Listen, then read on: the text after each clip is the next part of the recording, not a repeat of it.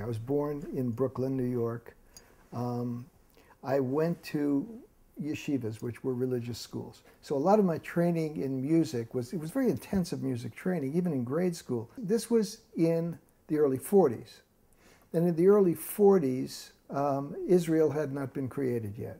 And there was a tremendous Zionist movement. It was linked up with the labor movement in the United States. And we all, as kids, belonged to whatever organization was the organization of the Flavor of the Month organization. So I belonged to a group called Habonim, which was labor Zionist. And I had no concept of politics. I had no idea what labor Zionist meant. We would go to meetings, went to summer camps. But the thing about it is there was an incredible music influence there. The music of the burgeoning state of Israel. Most of it was Hebrew songs that had been translated from Russian songs, from German songs.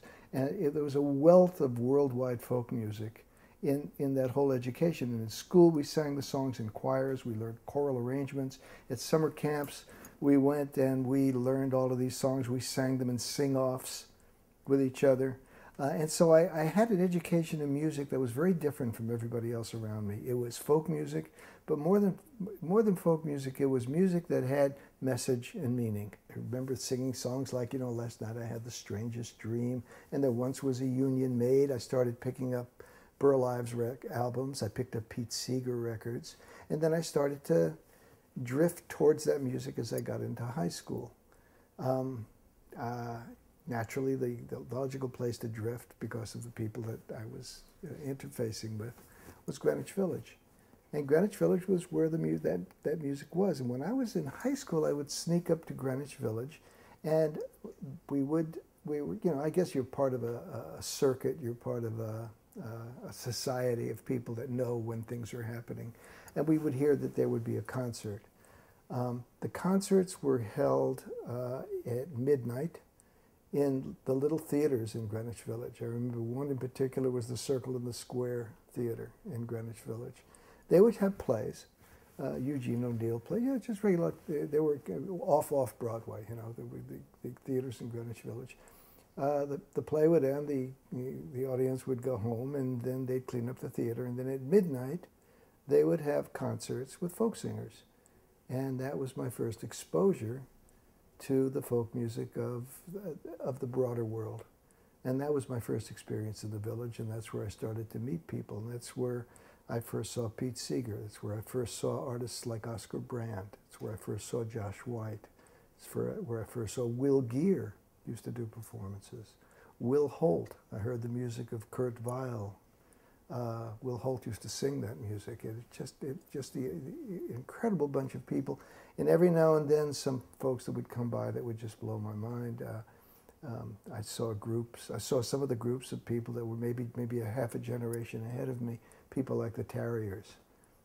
Alan Arkin was a folk singer, and Bob Carey and Eric Darling. And these people were incredible instrumentalists, and they were at a different level. These people had been practicing far longer than I had been practicing, and could do things with their instruments that were amazing. Pete Seeger, Bob Gibson, Dick Rosmini. Dick Rosmini was a big influence of mine. I write songs. I like to create music. And to me, anytime I hear something that's totally unique that I love, I think the first thought I think to myself is, how can I write something like that? How can I let that? I'm influenced by every breeze that blows. I don't know if that's the way it's supposed to be or not, but musically, I'm influenced by what touches me at the time.